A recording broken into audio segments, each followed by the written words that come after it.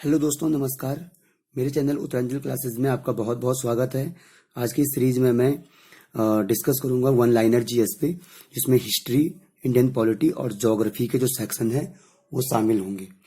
दोस्तों, जो ये टॉपिक है ये आगामी जो पीसीएस परीक्षाएं हैं, वनडे एग्जाम्स है, जितने भी एग्जाम होते हैं उस सब के लिए बहुत इंपॉर्टेंट होते हैं। और ये हमेशा ये जो क्वेश्चन है ये पूछे गए क्वेश्चन होते हैं, तो इसको मैं दोबारा आपको मतलब एक रिवीजन करने के लिए इन क्वेश्चनों को करा रहा हूँ और ये बहुत ही इंपॉर्टेंट है आपके एग्जाम पॉइंट ऑफ व्यू से। तो पहला इसमें है, महमूद गजनवी के किस राजकवि ने शाहनामा लिखा था? फिरदौसी ने शाहनामा लिखा था।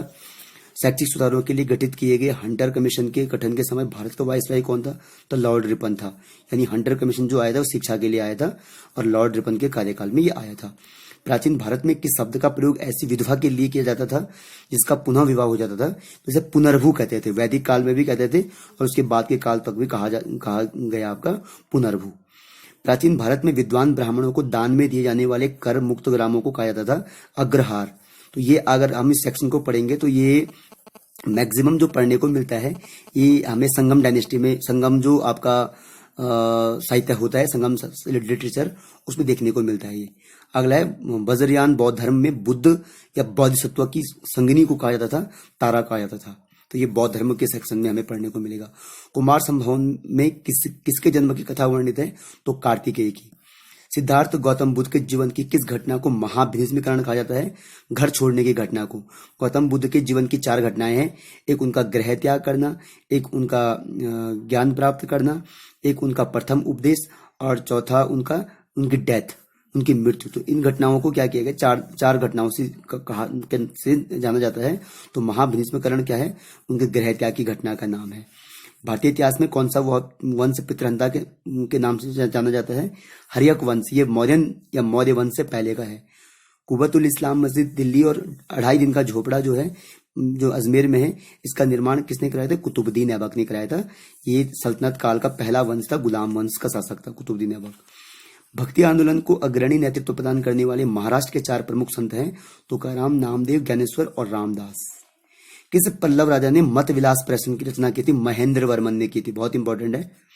नागार्जुन किसके दरबार में वैवांतिक एवं वैज्ञानिक थे? तो कनिष्क के दरबार में थे। और कनिष्क किस वंश से थे?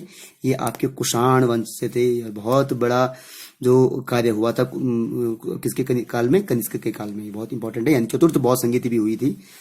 अगला है, जो इंडियन नेशनल मूवमेंट है, हिस्ट्री का ही सेक्शन है, उससे रिलेटेड है।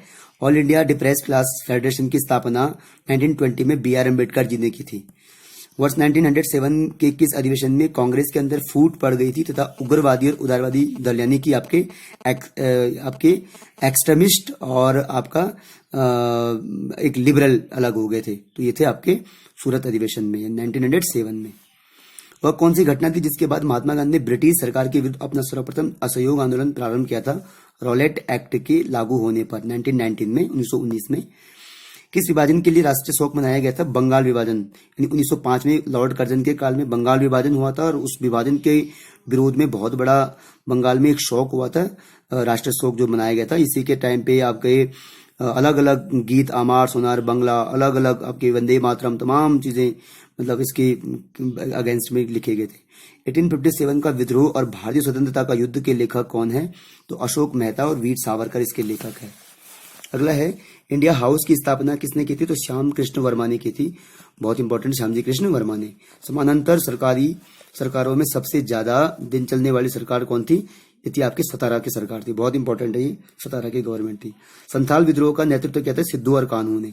ये इंडियन नेशनल मूवमेंट के बीच में हमें ये आपके किसान विद्रोह, आपके श्रमिक विद्रोह, आपके जो अलग अलग विद्रोह हुए थे, संत विद्रोह, तो इन्हीं में आपका ये भी था। आपका लोगों में राष्ट्रीयता की भावना जगाने के लिए शिवाजी तथा गणपति महोत्सव का आयोजन बाल गंगाधर तिलक ने महाराष्ट्र में किया था और आज भी ये उत्सव मनाए जाते हैं।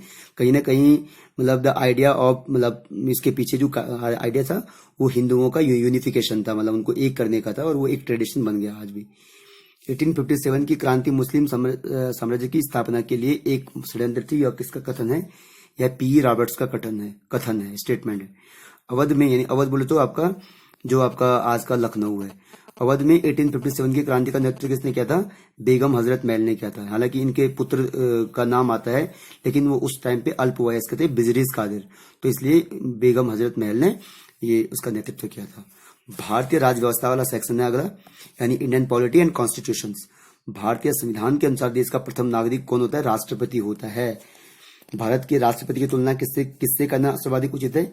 इंग्लैंड के सम्राट से करना उचित है, क्योंकि मतलब कहीं ना कहीं ऑफिशियली मतलब इनको पावर दी गई है, बट जो यूज उसका उस पावर का होता है वो प्राइम मिनिस्टर करता है इंडिया में। राज्यसभा को स्थायी सदन कहते हैं क्योंकि इसे विघटित नहीं किया जा सकता है, क्योंकि राज्यसभा क्या है? एक परमानेंट असेंबली है और ये भंग नहीं होती है। लोकसभा भंग हो सकती है लेकिन राज्यसभा नहीं होती है। भारतीय संविधान की प्रस्तावना के अनुसार भारत के शासन की सर्वोत्तम शक्ति किसमें निहित है? ये जनता में निहित है। भारत की संप्रभुता, एकता तथा अखंडता को अक्षुण्ण बनाए रखने तथा उसकी रक्षा करने का प्रावधान किया गया है प्रस्तावना में, प्रियम्बल में किया गया है, यानी समाजवादी, धर्मनिरपेक्ष, अलग अलग नाम है। भारतीय संविधान में अनुच्छेदों की संख्या कितनी है? 400 से अधिक है, यानी आज की डेट में 450 तक हो गई है। अब आप कह रहे होंगे 400 कैसे? मूल संविधान में 395 आर्टिकल है, लेकिन उनके भाग में भी संशोधन किया गया है ना? तो इस प्रकार से टोटल जोड़ेंगे तो कितना हो गया? 400 प्लस हो गए है। भारत में कौन संसद का स्थायी एवं उच्च सदन है? तो ये राज्यसभा है। भारत में शक्तियों का प्रमुख उभरता केंद्र है, मतलब उभरता केंद्र कौन है? प्राइम मिनिस्टर है। The actual power in the hand of prime minister and officially किसको दी गई है?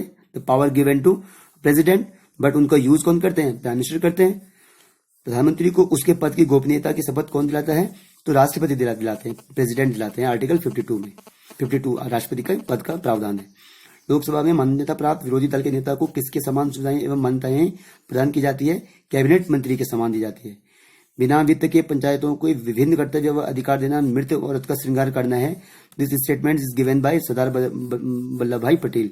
बहुत ही इंपॉर्टेंट स्टेटमेंट है ये। कौन सी समिति तदर्थ समिति है? तो प्रवर समिति को बोलते तदर्थ समिति। किस समिति को स्थायी मित व्ययिता समिति भी कहा जाता है? तो प्राक्कलन समिति, यानी एस्टिमेट कमेटी। 3 कमेटी होती है, एस्टिमेट कमेटी, प्राक्कलन समिति, पब्लिक अकाउंटेंट कमेटी, लोक लेखा समिति और पब्लिक स्टैंडिंग कमेटी बोलते हैं। तो मुझे उसका हिंदी में नाम नहीं आ रहा है। 3 कमेटी होती है, यानी estimate committee, public accountant committee and public standing committee.